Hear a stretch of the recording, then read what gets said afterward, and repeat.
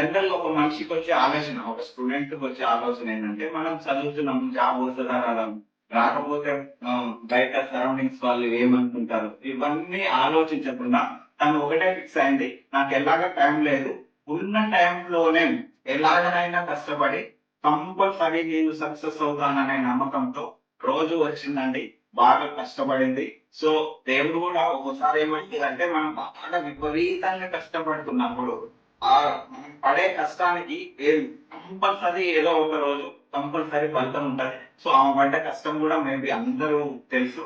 ఆమెకు మంచి జాబ్ రావడం జరిగింది. ఒక ఇంట్లో కనుక ఒక గవర్నమెంట్ ఎంప్లాయీ ఉంటే ఆ ఫ్యామిలీకి వచ్చే రెస్పెక్ట్ వేరే.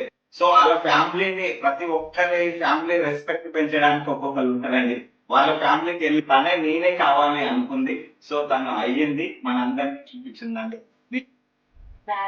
చూపించిందన్న చాలా ప్రాబ్లమ్స్ అందరికీ ఉంటాయి. నేను ఫేస్ చేశాను చాలా ప్రాబ్లమ్స్.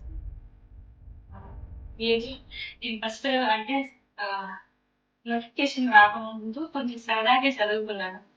చదవదాంలే అన్నట్టు. కాకపోతే నోటిఫికేషన్ వచ్చాక అర్థమైంది. ఉన్న టైంలోనే ఫోకస్‌గా నోటిఫికేషన్స్ ఎంత భయంతో చదివామో అంతే భయంతో చదవాలని అది తెలిసింది నాకు.